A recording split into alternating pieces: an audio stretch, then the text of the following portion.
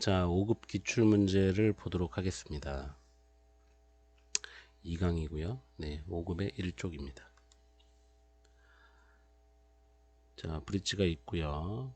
블록 표시를 하라. 스패닝 트리 알고리즘에 의해서 블록 표시해라.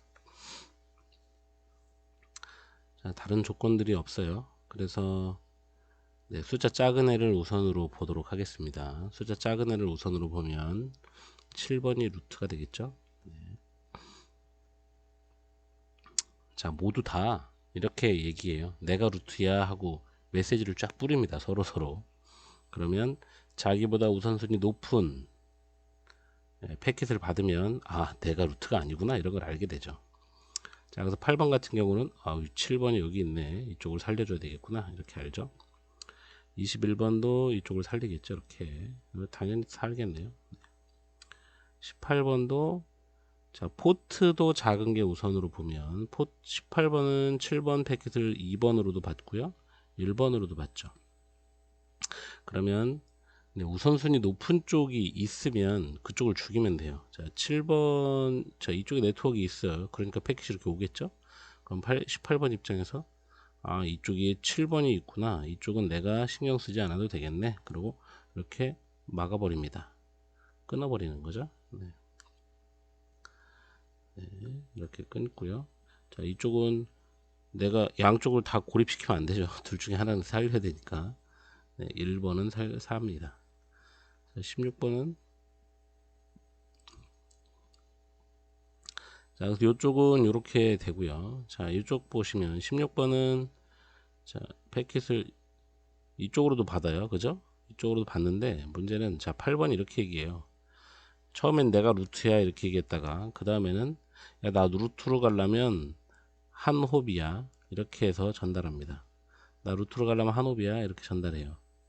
그러면 16번 입장에서 저 패킷을 받겠죠? 이쪽으로 받아요. 나 여기 바로 루트인데 이쪽으로 가면 한 홉에 가는구나. 이런 걸 알겠죠? 네, 그러면 당연히 이쪽을 끊으면 되겠죠.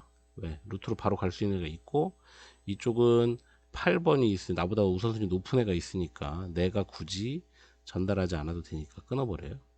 네, 그러면 요 네트워크는 이제 8번이 책임지게 됩니다. 자, 그럼 14번 입장에서 어느 쪽을 살릴 거냐? 네, 14번 입장에서는 이쪽으로 가면 16번을 통해서 루트를 가고요. 이쪽으로 가면 8번을 통해서 루트를 갑니다. 네, 우선순위 높은 애를 살리면 2번을 살리고 1번을 죽이겠죠.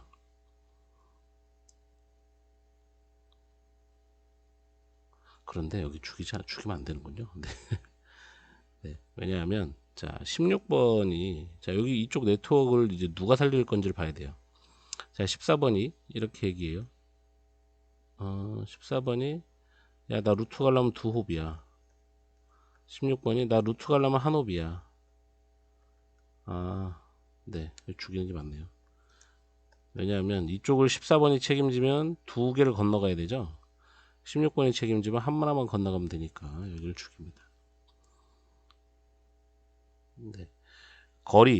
거리가 동일할 때는 우선순위가 높은 우선순위가 높은 애랑 연결된 쪽을 살리고 뭐 이렇게. 네, 그래서 일단 루트랑 가장 가깝고 같은 조건이라면 우선순위 높은 애가 네트워크를 담당한다 이렇게 생각하시면 됩니다. 네. 같은 조건이라면 우선순위 높은 브릿지가 네트워크를 담당하고요. 네. 아니라면 루트랑 가까운 쪽이 담당합니다. 그래서 저지 포트 하면 이렇게 끊어주면 되겠습니다. 그러면 사이클이 발생하지 않고 네, 이렇게 됩니다. 자, IP를 구성합니다. 자, 이런 주소를 받았는데 C 클래스래요. 그럼 여기까지가 네트워크이죠. 네, 여기까지가 네트워크이고요. 그 다음에 이걸 5개의 서브넷, 5개의 서브넷이라고 하지만 실제로 5개로 나눌 수는 없죠. 서브넷은 2개, 4개, 8개를 이렇게 나눌 수 있어요. 그래서 네, 5개를 포함하려면 여기 8개로 나눠야 되겠죠. 그러니까 이하 요 밑에 8비트를 3비트는 서브넷, 그 다음에 5개는 네트워크 주소 이렇게 해서 호스트 주소로 사용하면 되겠습니다. 그래서 서브넷 당 최대 몇 개의 호스트를 쓸 수 있냐? 요거 5비트 2의 5제곱 그래서 32개. 자, 근데 문제가 이렇게 애매하네요. 네, 이렇게 놓으면 실제로 32개의 IP가 할당은 되지만, 네, 이 중에서 뭐가 포함되어 있어요? 네트워크 주소. 그죠? 네트워크 주소는 뭐야? 호스트 부분이 모두 0인 거죠. 그 다음에 뭐가 있어요? 브로드캐스트 주소. 브로드캐스트 주소는 호스트 주소가 모두 1인 것이죠. 이 두 개를 포함해서 32개요. 그러니까 실제로 컴퓨터에게 배정할 수 있는 것은 30개 플러스 특수 주소 2개 이렇게 되겠죠. 네. 자, 1번에서 사용할 서브넷 마스크의 점 찍힌 10진 표기법으로 네. 서브넷 마스크를 그러면 자 19.152.30. 여기 3비트 이렇게 됐을 때 요게 한 덩어리죠. 그럼 얘들은 변하면 안 되죠. 여기까지는. 그래서 255점 3비트가 111이죠. 3비트가 111이니까 128, 64, 32 요거 더하면 224가 됩니다. 224 이렇게 되죠. 네, 점 찍힌 10진수로 표현하면 이렇게 표현할 수가 있겠네요.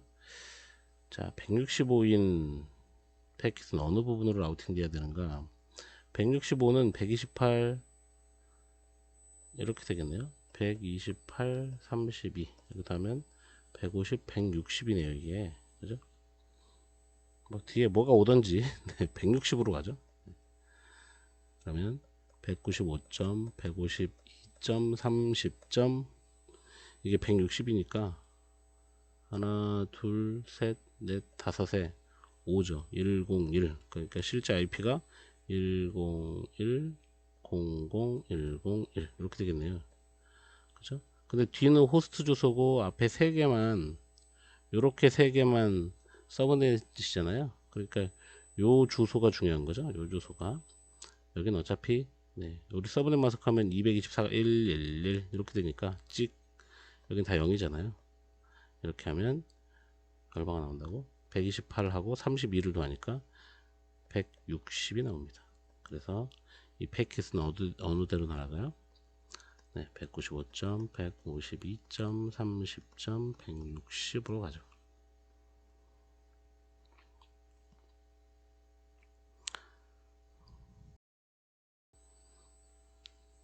자, 3번은 왜 64바이트가 돼야 되냐? 근데 얘가 헤더가 14, 데이터가 46, 그 다음에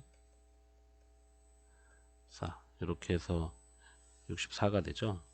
그 다음에 데이터는 46 이상이 돼야 되는 거예요. 얘하고 얘는 고정이기 때문에 데이터는 뭐 더하기야. 데이터는 46 이상이 돼야 되고요. 이게 부족하면 뒷부분에 빵빵빵빵을 붙입니다. 네. 실제 데이터가 만약에 40바이트다 그러면 뒤에 0을 6바이트 붙여가지고 보내게 되죠. 그걸 패딩이라고 얘기하죠. 자, 왜 64가 돼야 되냐? 출발지하고 목적지가 있으면 자, 출발지에서 보낸 패킷이 중간에 충돌이 나면 충돌 신호가 이렇게 와요. 그죠? 근데 혹시 목적지 앞에서 만약에 충돌이 났다. 그럼 충돌 신호가 이렇게 와야 되겠죠. 패킷이 제대로 전달되지 않았으니까. 그러면 출발전 최소 2시간 동안 전송하고 있어야 되는데, 그죠? 자, 자, 10베이스5 같은 경우, 네, 이 케이블을 통해서, 이더넷을 통해서 최대로 전송할 수 있는 거리, 네, 그것으로 계산해 보면, 네, 51.2 마이크로세컨드가 나와요. 네, 51.2 마이크로세컨드 동안 전송할 수 있어야 된다. 이런 얘기죠. 대략 한 최대 거리가 한 2.5km. 2.5km에다가 뭐 리피터를 끼고 뭐 하고 하면 네, 요만큼 시간이 나옵니다. 그래서 이 시간 동안 전송하려면 512비트를 전송할 수 있는데 왕복 시간 계산해 본 거죠. 왕복 시간 이렇게 되니까. 그래서 512비트 이상은 전송해야 된다. 그래서 이게 64바이트가 나온다 이런 얘기입니다. 왜 그렇게 되는지는 책에 너무 명확하게 나와 있기 때문에 책을 한번 훑어보시면 되겠습니다. 이렇게 문제풀이 할 때는 여러분 책을 보셔야 돼요. 이 문제는 책에 어디 있었는데 이 문제구나 이렇게. 그리고 특히 네트워크 문제는 제가 누누이 얘기하지만 예제, 책에는 예제가 진짜 좋습니다. 네, 네트워크는 책에는 예제가 진짜 좋고요. 물론 연습 문제도 풀면 좋지만 연습 문제는 조금 어려울 수도 있습니다. 네. 자, 요거 4번은 방식만 알려드릴게요. 내가 다음에 다시 풀게요. 풀었는데 잘못 풀었어요. 이제 풀이를 하다 보니까 뭔가 이상하게 나오네요. 자, 효율, 최대 효율이니까요. 네. 전송 가능. 네. 전송 가능 용량분의 가능 용량분의 전송량을 계산하면 됩니다. 자, 전송량을 계산하는데 63인 경우와 7인 경우 있잖아요. 송신인도가 63이라는 얘기는 에크 없이 보낼 수 있는 양이란 얘기예요. 내가 에크 받지 않아도 63개는 한 번에 보낼 수 있어 이런 얘기입니다. 근데 프레임 길이가 하나에 100바이트니까 그러면 얘의 최대 길이는 63 곱하기 100 그죠? 최대.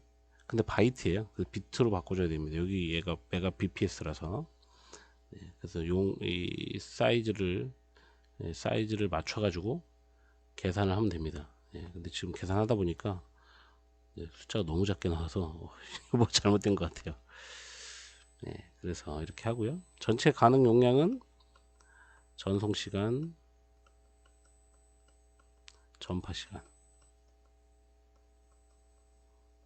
곱하기 대역폭 이렇게 하면 됩니다. 대역폭이라는 얘기는 전송 속도를 얘기하는 거죠. 전송 속도. 그래서 이렇게 해서 구해 보시면 되겠습니다. 지금 구했는데 숫자가 너무 안 맞아서 저는 다시 한번 계산을 해 보도록 할게요. 자, 그러면 5번 보겠습니다. 5번 네트워크 이렇게 있고 서브넷 마스크가 192다. 190이라는 얘기는 앞에 2비트가 빵빵이라는 얘기예요. 앞에 2비트, 그러니까 4개의 네트워크로 나눠진다는 얘기죠. 이렇게 되어 있다. A 이더넷은 이런 주소고요. 시리얼 인터페이스는 이렇게 되어 있고요. B는 이렇게 되어 있고 이더넷은 이렇게 되어 있다. 웹서버 얘 주소는 10.10.10.201이다.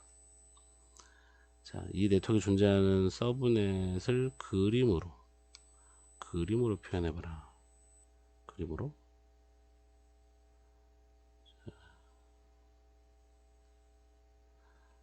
10.100, 101, 102 시리얼 인터페이스 이더넷. 지금 시리얼 인터페이스가 이 부분을 얘기하는 것 같아요. 서로. 그 이더넷은 여기 네트워크 여기 있으니까요. 여기 부분이고 B도 이 부분이고 이렇게 되겠죠. 자, 192니까요. 001 때, 01일 때, 101일 때, 111일 때 이렇게 되겠죠.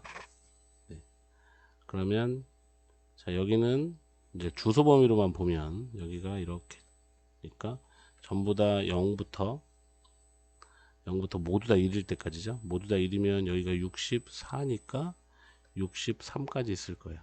그다음에 64부터 127까지 128부터 191까지 192부터 255까지 이렇게 할당이 되겠습니다. 그쵸? 서브넷을 그림으로 표현하라고? 뭐 애매합니다. 자, 이 네트워크 부분은 IP 주소의 상위 몇 비트인가? 네트워크 부분은 10.10.10. 여기 2비트. 그죠? 그럼 상위 몇 비트예요? 24, 2. 그래서 26비트가 되죠. 라우터 A IP로 바르게 구성되었는지 판단하고 그 이유를 설명해봐라. 자, A를 보시면 자, 유저가 10.1이에요. 유저가 10.1인데 유저가 잘못했단 말은 없으니까 유저가 맞다고 가정해보면 이쪽은 얼마여야 돼? 0부터 63 사이여야 되죠. 네, 여기에 세팅되어 있는 건 0부터 63 사이에 IP 주소가 있어야 되는데 A의 라우터는 100이에요. 그죠? 이거는 오류죠. 그래서 네. 근데 이제 0하고 63은 네, 네트워크 주소고 브로드캐스트 주소니까 두 개 빼고, 그러면 실제로 할당할 수 있는 게 1부터 62까지 할당할 수 있는데 요 안에 주소를 가져야 되겠죠. 근데 잘못 갖고 있죠. 그래서 오류다, 잘못 지정했다, 이렇게 이야기 알고 계시면 되겠네요. 자, B는 어디에 속하는 거야? 네, B는 여기 네 번째 서브넷에 속하죠. 네. 얘는 맞죠? 200과 201, 그러니까 같은 네트워크이죠. 이렇게 알고 계셔요.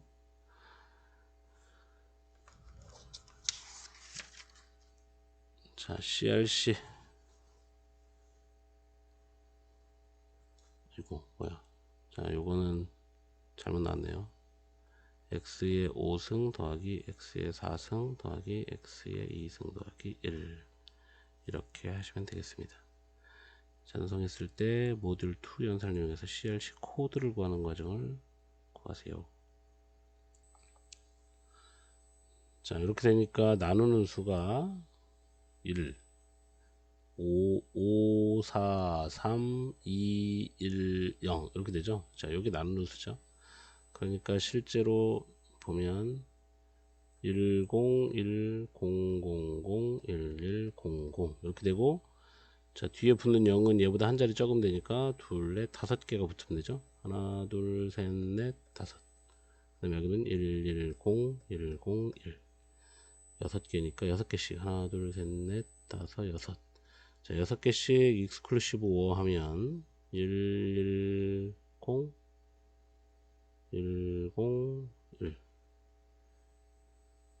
네, 이렇게 하면 0 되고 1 되고 1 되고 1 되고 0 되고 1 되고 이렇게 되죠. 자, 여기 넣고, 자, 그 다음에 이거 어디까지냐? 네, 여기 1 내려오면, 네, 여기다 다시, 뭐 사실 여기 위에 쓰는 건 아무 의미가 없는 거죠. 의미가 없어요. 1, 1, 0, 1, 0, 1 이렇게 하면 앞에 두 개 빵빵, 1, 1, 1, 빵 이렇게 되죠. 자, 두 개 날라가니까 두 개 남죠. 두 개 남으니까 여기까지 있지. 두 개가 더 내려와요. 여기까지 1, 0이 내려오고 1, 1, 0, 1, 0, 1 이렇게 하면 여기 두 개 더 빵빵 1, 1, 1, 1 그러면 두 개 0 내려오고요. 네, 여기까지 내려오고 1, 1, 0, 1, 0, 1 이렇게 하면 이건 일이 아니에요. 직선 거는 거예요. 네, 그럼 빵빵 1, 빵, 빵, 1 4개니까 두 개 또 내려오죠. 00 1, 1, 0, 1, 0, 1 1, 0, 0, 0, 1 됩니다. 둘레 다섯 개, 여기다 0, 1, 1, 0, 1, 0, 1 이렇게 하면 1빵 1, 1, 1 0 내려오면 1, 1, 0, 1, 0, 1 이렇게 하면 다섯 자리가 나오죠. 이제 1, 1빵 1, 1 네, 이렇게 나오겠죠. 네, 이렇게 해서 둘, 넷, 다섯 개. 네, 둘, 넷, 다섯 개. 아까 여기 붙였죠? 여기. 네, 여기다가 11빵 11 붙이면 전체 코드가 101-000-1100에다가 CLC 11011. 자, 이렇게 붙이면 이제 받는 쪽에서 이거 가지고 이렇게 쫙 연산하면 여기가 11빵 11 해가지고 여기 빵 나오죠. 빵 0 나오면서 에러 없음 이렇게 해서 끝나게 되죠. 자, 이렇게 구하시면 되겠습니다. 자, A, B가 TCP를 이용해서 통신하고 혼잡 빈도 값이 20이고 호스트는 1200까지 전송했습니다. 자, 호스트 B는 수신 빈도 값이 10이고요. 응답 번호는 1198까지 전송했습니다. 자, B가 수신 가능한 데이터 바이트 순서의 범위를 구하세요. 범위. 얘는 지금 수신 인도가 몇 개예요? 10개죠? 네. 10개인데 1198까지 보냈대요. 얘가 보낸 거는 1198까지 에크를 보냈다는 얘기는 그 뒤는 아직 못 받았다는 얘기죠. 그러니까 송신자가 보낸 12빵빵은 가고 있는 중인 거예요. 아직 수신자가 못 받았으니까. 왜냐면 받았으면 바로 에크를 보냈을 텐데 에크를 아직 안 보냈잖아요. 그죠? 그러면 얘가 수신할 수 있는 거, 여기 함정에 빠지시면 안 됩니다. 에크를 보냈다는 건 이제 받을 차례라는 거죠. 네. 그렇다는 얘기는 1198도 오고 있다는 얘기죠. 그럼 1198부터 받을 수 있어요. 98, 99, 0, 1, 2, 3, 4, 5, 6, 7. 그죠? 그래서 1, 2, 0, 7까지 10개를 받을 수 있다고 그랬으니까 10개를 받을 수 있습니다. 자, 이를 고려한 A의 송신 가능한 데이터 바이트의 범위를 써보세요. 자, 이를 고려한다는 건, 자, 이 혼잡 인도가 현재 20인데 수신 인도 값이 10이야. 네. 혼잡 인도가 20이고 수신 인도가 10이면 송신자는 뭘로 내가 윈도우를 잡아야 돼요? 두 개 중에 작은 걸로 잡아야 되죠. 작은 걸로 잡아야 되기 때문에 나도 전송할 수 있는 범위는 10이에요. 그렇죠? 우리 이거 있잖아요. 뭐 AWND 왜 A라고 썼지? 네. 자, 요거는 민 작은 값 CWND하고 혼잡 인도 값하고 수신 인도 값 두 개 중에 작은 값을 고르게 돼 있잖아요. 그러니까 얘가 20이고 얘가 10이니까 작은 애 10을 내가 송신 가능한 윈도우로 세팅해야 된다는 거죠. 자, 그런데 순서 번호가 1200번까지 전송을 했어요. 그러면 네, 내가 에크를 요걸 받았을까? 1198 받았죠? 99 보냈고 200. 자, 이거 보냈잖아요. 지금 순서 번호를 여기까지 전송했잖아. 그쵸? 그런데 이 에크가 아직은 안 온 거죠. 응답번호 전송했어. 98을 전송했어요. 그러면 98을 전송했다는 얘기는 98을 받았다는 얘기는 아니에요. 그쵸? 198을 받을 차례라는 거죠. 수신자 입장에서는 198을 받을 차례이기 때문에 내가 보냈더라도 아직 수신자가 받은 건 아니에요. 여기를 유지하고 있어야 되죠. 여기부터 시작해서 10개를 가지고 있어야 되는 거죠. 네. 그래서 얘도 똑같습니다. 이렇게 송신 가능한. 자, 얘는 가다가 잘못됐을 수도 있잖아요. 그러니까 여기를 유지하고 있어야죠. 여기부터 유지를 해야 되니까 네, 이렇게 유지가 됩니다.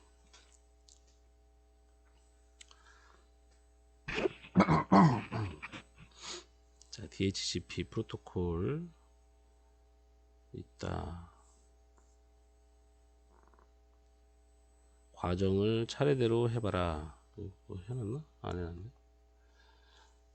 자, 요거는 인터넷 여러분 찾아보시면 호스트가 있고요, DHCP가 있습니다.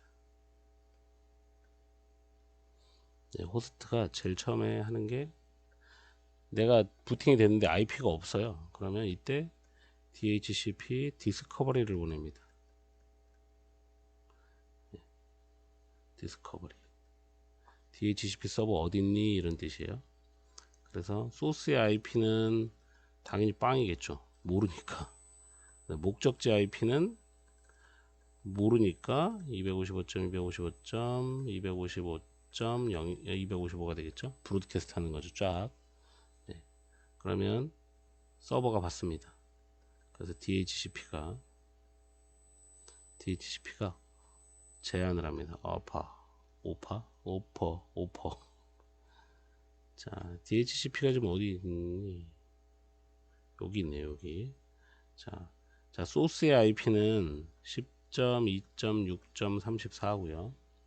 그 다음에 목적지 IP는 모르니까 255. 네, 이렇게 됩니다. 자, 그러면서 얘가 뭘 제안하냐? 자, your IP가 UIP가 이거 직접 써보시면 뭐 나름 괜찮아요. 자, IP를 제한하는 거예요. 너의 IP, 너의 서브넷, 그 다음에 라우터, 게이트웨이 얘기하는 거죠.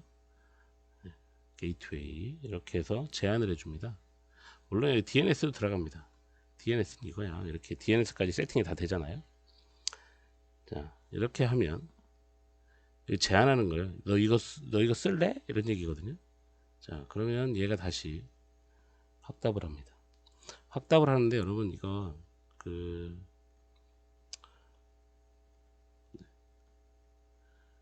리퀘스트, 자, 잘 보세요. 이건 서버를 찾는 거예요. 서버.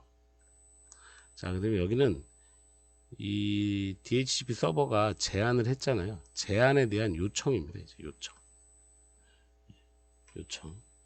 요청 신호를 보내는 거죠. 요청 신호를 보내면서 보내는데 잘 보세요. 이렇게 여기서 서버가 IP를 제한했다 그래서 내가 바로 이걸 세팅하는 게 아니에요. 세팅하는 게 아니고, 자, 얘는 다시 똑같이 보냅니다. 난 아직 IP가 없고, 네. 자, 여기서 보시면 분명히 DHCP 서버 IP가 왔잖아요. 왔는데 나는 아직 몰라. 원래 알아도 되는데, 네, 얘는 계속 브로드캐스트예요. IP가 세팅될 때까지 계속 브로드캐스트만 합니다. 얘는. 네. 이렇게 해서 요청을 하고, 요청한다는 얘기는 지금 네가 보내준 제안에 대해서 내가 설정을 해도 될까? 그 IP로 내가 설정해도 되겠어? 라고 요청하는 거예요. 그러면 네, 이제 여기서 DHCP ec가 옵니다. OK라는 뜻이죠. 10.2.6.34에서 오는데, 자, 목적지 IP는 누군지 모르니까, 네, 255. 그래서 잘 보시면 목적지 IP는 계속 브로드캐스트예요. 네, 계속 브로드캐스트입니다. 자, 그래서 DHCP ec가 오면 끝나는 거예요. 설정 끝. 네. 그러면 이제 IP 할당되는 거죠. allocation complete 이렇게 하고 끝납니다. 자, 그래서 이 과정은 인터넷에 있어요. 있는데 잘 보시면 되겠습니다. 네. 그 여기에서 이제 리퀘스트에서 넘어갈 때 여기서 네. 제한을 하잖아요. 이 제한한 걸 다 붙여서 가요. 여기다가. 그럼 나 이 IP 서브넷을 써도 돼? 그러면 얘가 다시 또 다 붙여서 보냅니다. 너 이렇게 해서 써도 돼. 이렇게 보내기 때문에 네. 한 번쯤 그림을 찾아보시면 도움이 되실 것 같습니다. DHCP가 나올 때가 됐어요. 그죠? 그러면 우리가 또 고민해 봐야 되겠지. IP의 부족 문제를 해결할 수 있는 세 가지. IP 버전 6, DHCP, 그 다음에 NAT. 그죠? 이 DHCP는요, 물론 이제 사설 IP 안에서 DHCP 서버를 돌리기도 하는데, 공인 IP를 가지고도 돌립니다. 공인 IP를 가지고도 DHCP를 돌리기 때문에, 그러니까 만약에 우리 회사의 IP가 50개 할당되어 있는데 컴퓨터가 60대야. 그러면 DHCP 저 서버에다가 할당해 놓는 거죠. 그러면 켜지는 컴퓨터들에게 IP를 할당하는 거예요. 할당해서 줬다 뺐었다 이렇게 하면서 네, 운영을 하게 됩니다.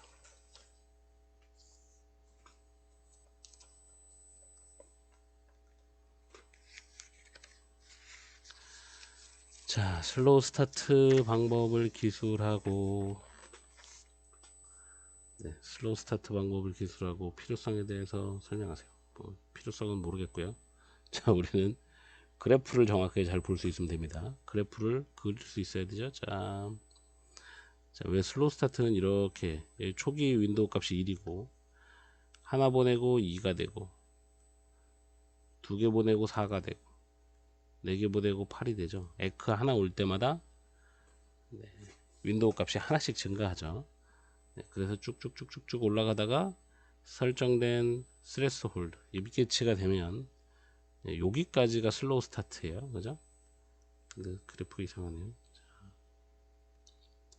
1에서 2, 2에서 4, 4에서 8 이렇게 가다가 임계치에서 선형 증가하죠. 이렇게.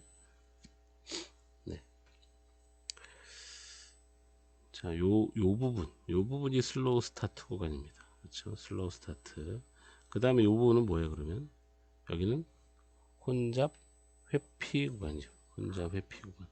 혼잡을 방지하기 위해서 이제 천천히 증가시키는 거예요. 네. 그래서 이렇게 했을 때 뭐 3X가 오면 어떻게 할 거냐. 뭐 근데 그 책에 보면 타오 방법이 있고 레노 방법이 있는데 레노 방법 하여튼 뭐 두 가지 다 알고 있어야 됩니다. 네. 타오 방법은 뭐 3X나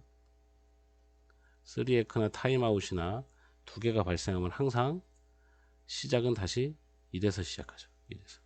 그렇죠? 그러면서 스레스홀드 값을 어떻게 반으로. 근데 이 값의 반이 아니에요. 이 값의 반이 아니고 이 최대로 증가했던 윈도우 값의 반을 스레스홀드로 잡고 여기까지 슬로우 스타트하고 그 다음에 여기서 사정 증가하고, 그죠? 여기서 또 발생하면 또 1로 가고, 예, 여기서 잡았던 스레스홀드 값의 반을 잡고 선형 증가하고, 아니 슬로우 스타트하고 선형 증가하고 이렇게 간다는 거죠. 요 그래프를 잘 기억해 주시면 되겠습니다.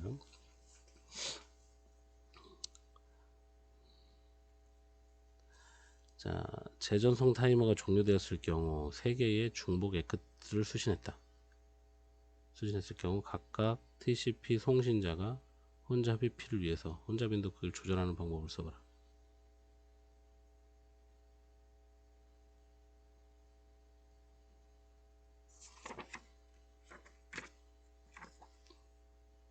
혼잡 윈도우를 조절하는 방법? 아, 타이머가 타임아웃 됐을 때하고 3X가 발생했을 때하고, 네, 둘 다 최대 잡혔던 윈도우 사이즈 이것의 절반, 네, 2분의 윈도우 사이즈 이거를 스레스홀드로 잡죠.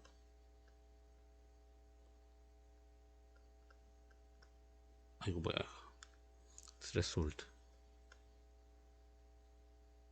네, HOLD 임계 뭐라 그래? 스레스홀드를 뭐라 그래요? 한계치? 뭐 네, 이렇게 해서 2분의, 그러니까 좀 전에 얘기했던 거죠. 타임아웃이나 3X나 똑같이 최대 윈도우 사이즈의 절반 잡아놓고 여기가 타임아웃이 됐든 3X가 됐든 상관없이, 네, 타오 방법은 이렇습니다. 타오 방법은 1부터 무조건 타오 방법은 항상 1부터 시작해서, 네, 그 절반 임계치까지 쭈루루룩 증가하고, 네, 선형 증가, 네, 이렇게 해서 간다는 거죠. 자, 레노 방법은 약간 달라요. 레노 방법은 3X일 때는 1로 안 떨어지죠. 타임아웃일 때는 1로 뚝 떨어지는데, 네, 3X일 때는, 이건 책을 좀 보세요, 여러분. 네, 그래서 타오냐 레노냐에 따라서 조금 다르기 때문에 레노 방법도 여러분 잘 이해를 해 주셔야 됩니다. 그 타오 방법은 이제 그러니까 약간 좀 고정적인 방법이라고 생각이 돼요. 여기에서 이제 발전해서 레노가 나와서, 레노는 3X일 때는 최대치의 절반에서 선형 증가를 시작하는 거고, 타임아웃이 되면 1로 떨어진 다음에 똑같이, 그 여기 요 방법처럼 1로 떨어진 다음 지수 증가하고 선형 증가하고 이렇게 되는 거고. 자, 요거는 책의 부분을 잘 좀 확인해 보시면 좋겠습니다. 이거 뭐야? 자, 인터넷에서 호스트를 식별하기 위해 32차 사용되는 라우터를 위해서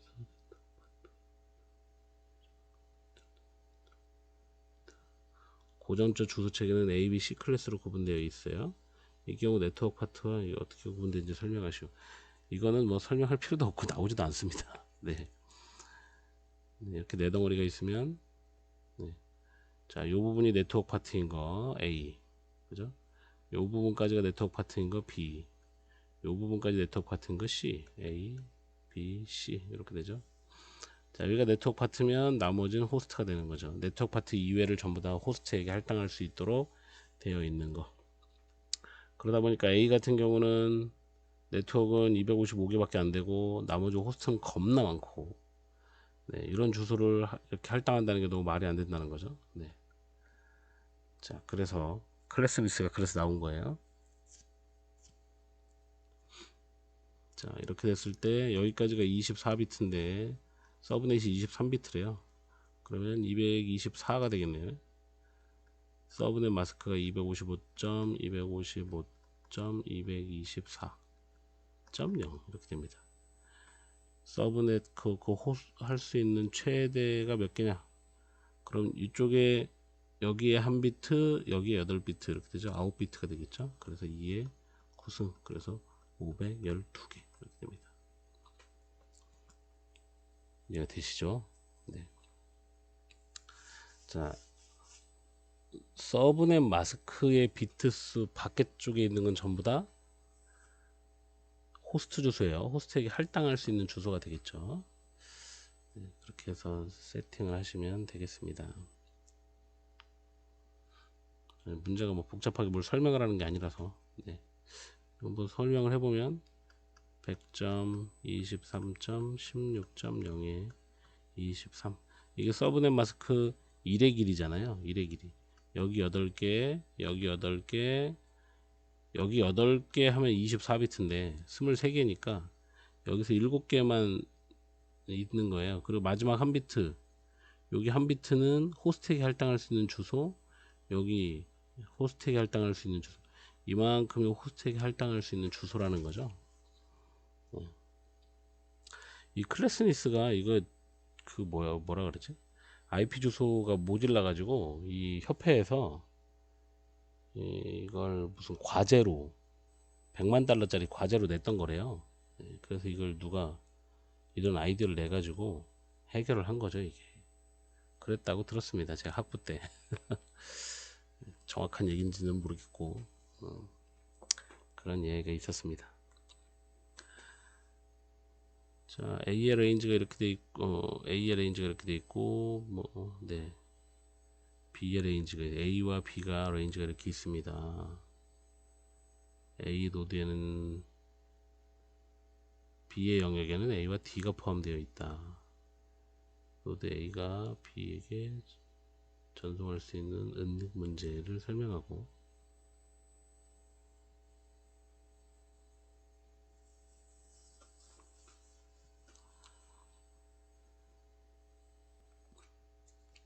네, 이게 이제 노출 문제와 은닉 문제가 있죠. 여기 알파벳만 있는데 여기도 컴퓨터 하나 그려주세요. 2가 있어요.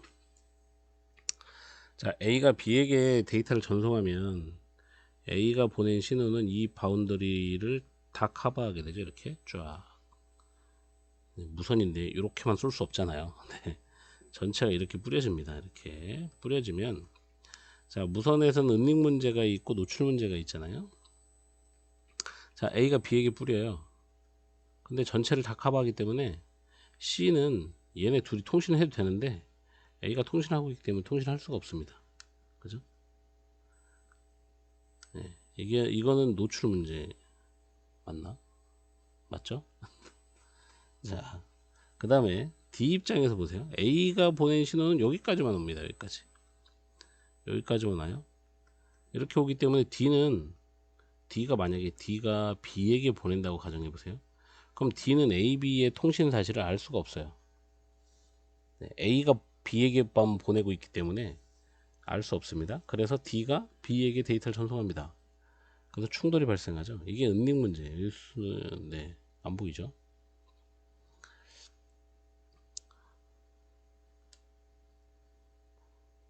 네, 그래서 이제 올해 나왔던 그 RTS, CTS 문제가 나오는 거예요.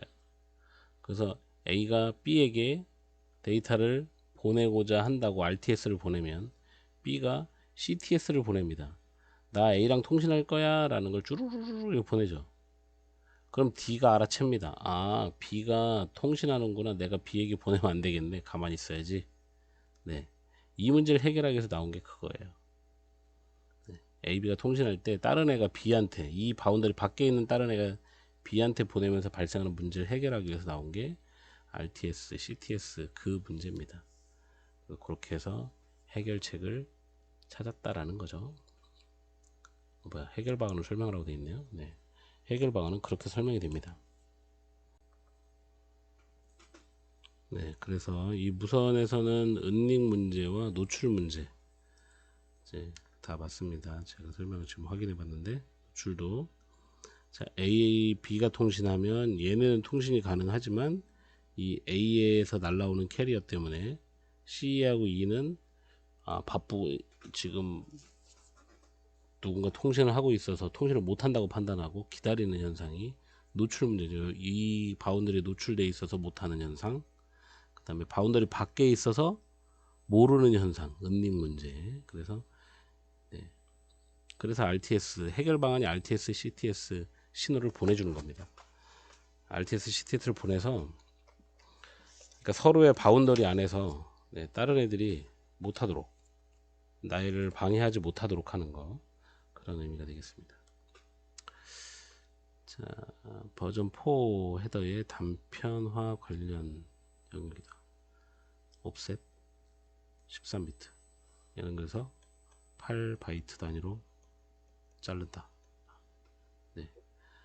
저는 이 문제를 보고 정말 감탄을 했습니다. 그래, 임용 수준은 이 정도는 돼야지. 내가 못 풀었지만 정말 좋은 문제구나. 이런 아주 놀라운 문제라고 생각을 했습니다. 자, 플래그 영역. 플래그 영역은 3개로 나눠져 있죠. 이렇게 0, do not, more. 이 0은 뭐예요? 0은 여기는 예약 영역이죠. 네, 리저브 영역이라서 사용하지 않습니다. 자, 그 다음에 여기 D 요거는 do not fragmentation. 프래그먼트 하지 말아라, 자르지 말아라 이 얘기야. 잘라야 되는데 어떻게 버려. 그럼 자르지 말고 그죠? 이 패킷은 절대 자르지 말아라 그 얘기입니다. 그래서 0이면 자르지 0이면 잘라도 돼. 1이면 자르지 마. 두나 플래그가 1이냐? 그럼 자르지 마. 0이면 잘라도 돼. Yes, you can flag 할 수 있고요. 1이면 no, flag 할 수 없다. 이런 얘기입니다. 네. do not flag니까 1이면 프래그먼트 하지 말란 얘기고 0이면 프래그먼트 해도 돼 이런 얘기고 그 다음에 more flag M more 프래그먼트 내 뒤에 더 있어 없어 이 얘기죠. 그래서 more 플래그먼트가 1이면 뒤에 더 있단 얘기예요. 뒤에 더 있어, 내 뒤에 더 올 거야 이런 얘기고 0이면 내가 마지막이야 이런 얘기죠.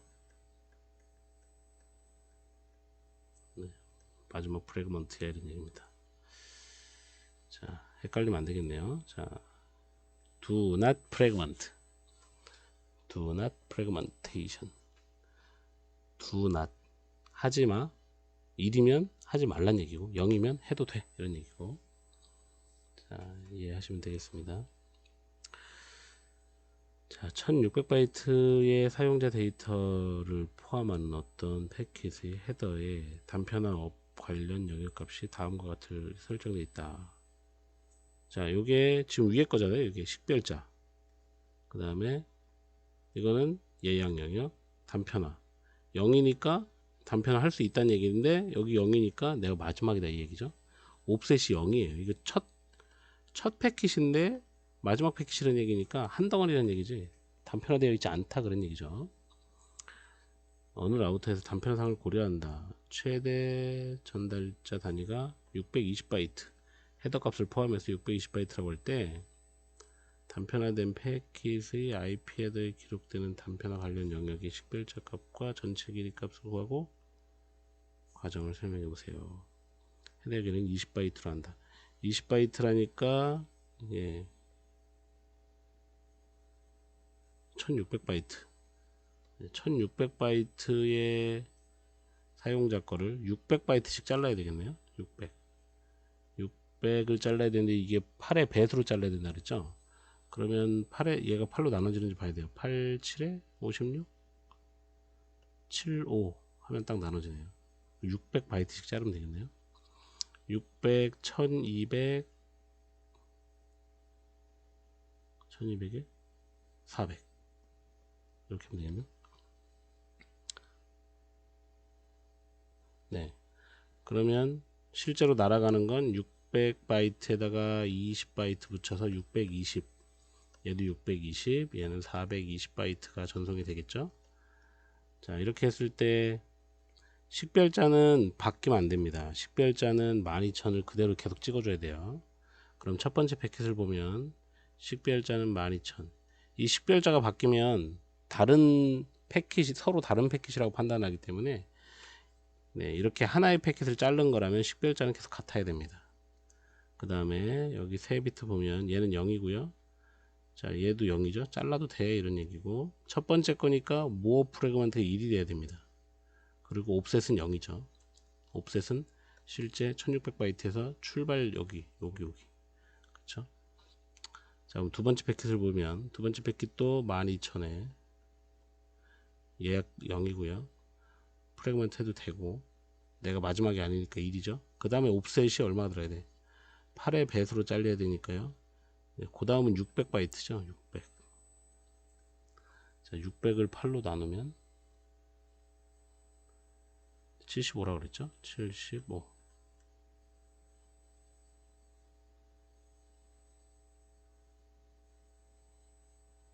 팔의 배수 단위로 잘라야 되니까요. 네, 이렇게 하고 짠 그 다음에 1200 1200이니까 이거 2배가 됐죠. 150. 얘는 00에 0이죠. 마지막 바이트니까. 그죠? 마지막 바이트. 얘는 빵빵빵 이렇게. 자, 그럼 얘를 순서대로 배치해서 연결을 하겠네요. 네, 그래서 이렇게 표현을 하면 됩니다.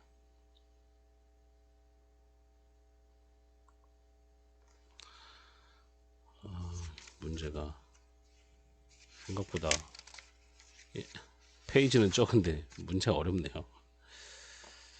자, CSMA CD 프로토콜 기반 100메가 1kg 케이블 3개와 리피터 2개가 연결되어 있다. 네. 20만 킬로미터 리피터의 지연시간 무시하고 왕복과 프레임의 최소를 구해라. 자, 리피터 하나, 리피터 둘 이렇게 1kg 1kg 1kg. 자, 그럼 3kg가 되겠죠. 3kg. 자, 리피터 지연시간 이런 거 없으니까 1초에 2 곱하기 10의 5승, 이게 킬로미터니까요. 곱하기 10의 3승 미터가 되겠죠. 이만큼 가는데, 자, 3km 가는데 얼마 걸릴 거냐? 3 곱하기 10의 3승 이렇게 되겠죠. 그럼 x는 2 곱하기 10의 5승분의 3 이렇게 되겠죠. 여기 10의 3승은 둘 다 지우면 되니까요. 네, 이렇게 지워지죠. 그러면 1.5 곱하기 10의 마이너스 5승이 되죠. 양쪽에 10 곱해주면 15 곱하기 10의 마이너스 6승이 되고요. 요거는 15 마이크로세크 이렇게 됩니다. 여기서 이렇게 가는데 15 마이크로세크 걸린다는 거죠. 그럼 갔다 오면 30 마이크로세크 왕복. 그쵸? 네, 그래서 왕복 시간은 30 마이크로세크가 걸린다는 거죠. 최대 왕복 RTT 30 마이크로세크 걸리고요. 그러면 이쪽 송신자 입장에서는 최소한 30 마이크로세크 동안 계속 전송하고 있어야 된다는 얘기죠. 네, 30 마이크로세크 동안 데이터 계속 전송하고 있어야 되기 때문에 전송 이렇게 갔다 오는 이 시간 동안은 계속 전송을 하고 있어야 된다는 거죠. 그랬을 때 프레이 크기가 얼마냐? RTT가 30이니까. 네. 자, 100mbps예요. 1초에 10 곱하기 10의 6승 만큼 전송할 수 있는데 자, 30 곱하기 10의 마이너스 6승 동안에는 얼만큼을 전송할 수 있냐를 계산해 봐야 되겠죠. 그렇죠? 그럼 x는 요거 두 개 곱하면 되니까요. 10 곱하기 30이 되겠네요. 66 없어지니까 그러면 300 비트가 되겠습니다. 최소한 300비트는 전송해야 된다. 근데 바이트 단위로 표현해야 되니까 얘를 8. 이게 최소예요. 그러니까 이게 8로 만약에 네 나눠봐야지. 자, 300이니까 8 3 24 60 87에 56 이렇게 되죠.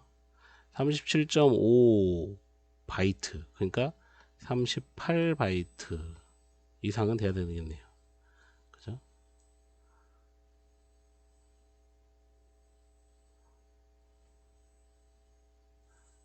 왜 370, 제가 뭘 잘못했나요? 잠깐만. 아, 100이지? 아이씨, 정말. 죄송합니다. 10 곱하기 10, 또 다 욕하셨죠? 이 바보, 또 틀렸어. 막 이러면서. 자, 요거, 요렇게 곱하니까, 100mbps인데 10이라고 썼어요. 네, 그럼 3000이 되죠? 네, 3000비트. 그러니까 3000 나누기 8. 바이트, 몇 바이트냐? 이렇게 되니까 375. 375바이트가 되어야 한다. 최소 크기가. 네, 이렇게 구하면 되겠습니다.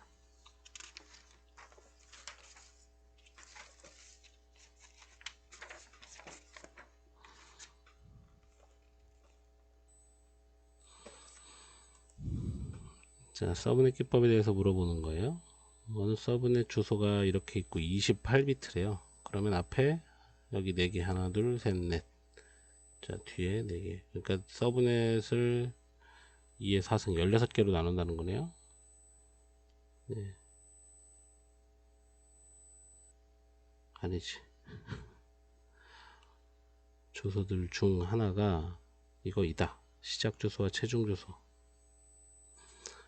자, 이 구해봐라. 네. 제가 당황했어요. 16개로 나눈다가 아니고 할당된 주소가 얼마인지 모르는데 16개로 나눈다는 건 아니고. 자, 21이래요. 그러면 자, 19.247.65.21인데 21이면 128, 64, 32, 16 다음에 5죠. 8, 4, 2, 1. 자, 이게 21이에요. 21인데 지금 서브넷이 28이잖아요. 여기까지 255고요. 점 4비트 하나 둘 셋 넷 0000 이렇게 되겠죠.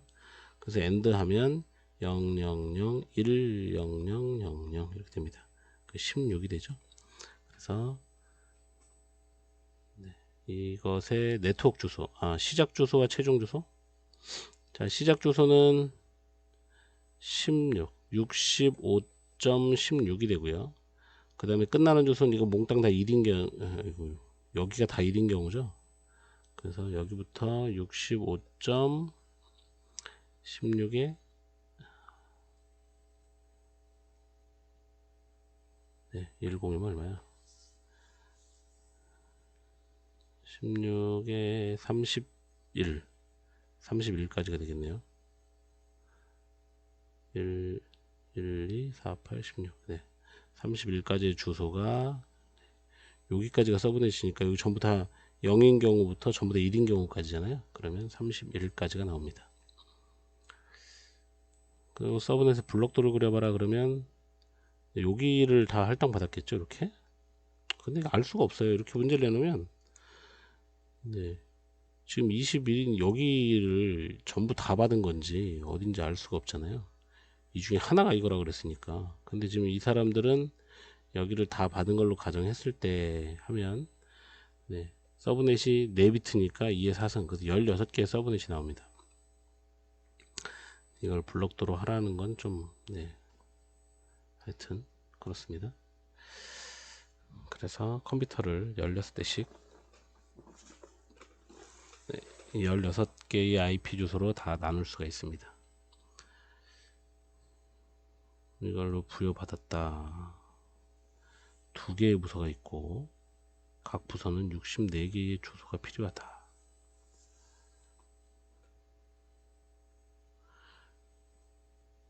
180점, 200점 여기까지 받은 거예요. 2개 부서가 있고 64개 주소가 필요하다고 하니까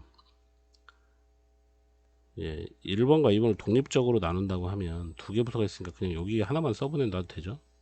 근데 64개 하면 여기 뒤가 너무 많아요. 그죠? 너무 많으니까 여기를 전부 다 서브넷으로 묶어 싹 묶고 64개니까 2에 6승 6비트가 필요하네요. 그러면 여기 1 하나 둘 셋 넷 다섯 여섯 이렇게 하면 되죠.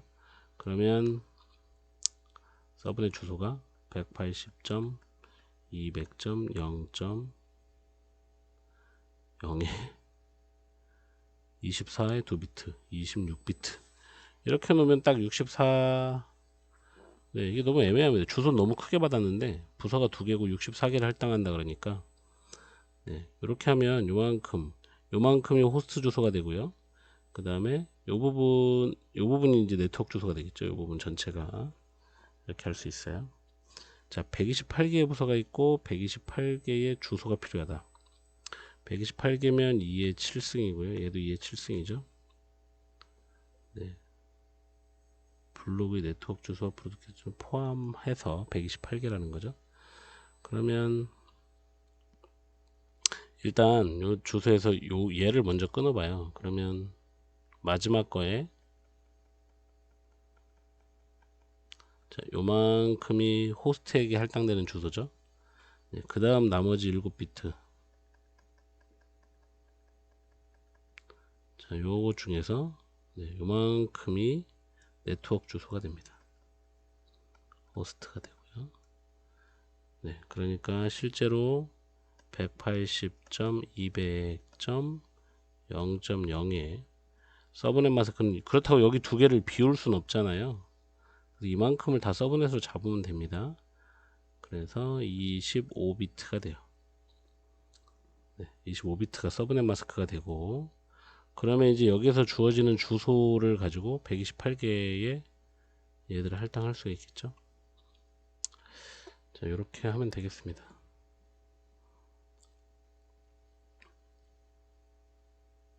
서브넷을 설계하시오. 네, 이렇게 설계하면 돼요. 이렇게 설계하면 이제 여기서 주어지는 그러고 나서 이제 IP를 할당하면 되는 거죠. 여기다가 이 네트워크에 맞춰서 부서별로 이렇게 128개의 부서에다가 시작 주소, 끝 주소, 시작 주소, 끝 주소 이렇게 쭉 할당해 주면 거기서 설정을 하시면 되겠네요. 자, 얘 같은 경우는 아까 설명한 것 중에서 레노 방식이죠. 레노 방식. 뭔가 문제가 있었고 슬로우 스타트 구간 여기부터 여기까지 그죠? 그 다음에 빠른 회복 구간 빠른 회복 구간은 자, 요 부분입니다. 요 부분 빠른 회복 구간 12, 13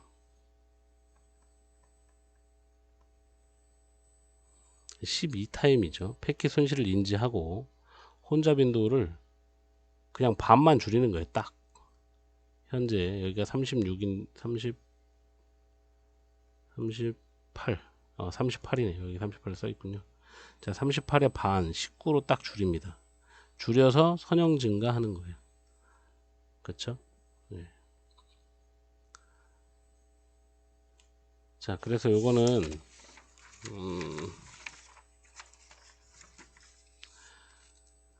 자, 요런 상황은 3에크가 발생했을 때 3에크 패킷 손실 중에 3에크가 발생했을 경우 이렇게 혼잡 윈도우 값을 반으로 줄이고 바로 여기서 이렇게 선형 증가하는 방식으로 진행하는 게 고속 복구 방법입니다. 자, 혼잡 회피 구간이라고 하는 것은 슬로우 스타트가 끝나는 지점부터 끝나는 지점부터 증가하는 지점까지 쭉 선형 증가하는 부분이 얘기하는 거죠. 그래서 6에서 12, 그 다음에 13에서 19, 네, 이런 구간입니다. 이게 혼잡 회피 구간, 선형 증가하는 구간. 자, 슬로우 스타트 구간은 요 부분, 그 다음에 요 부분. 그럼 요 부분은 뭐냐? 여기는 타임아웃이에요. 네, 이게 레노 방식입니다. 자, 그래서 타오 방식은 3에크가 발생하든 타임아웃이 발생하든 무조건 일로 내려와서 가는 거. 일로 내려와서 슬로우 스타트, 선형 이렇게 가는 방식이고요. 네, 이 레노 방식은 3에크일 때는 혼잡 빈도의 절반 값에서 선형 증가, 타임아웃일 때는 1에서 슬로우 스타트 이렇게 진행합니다.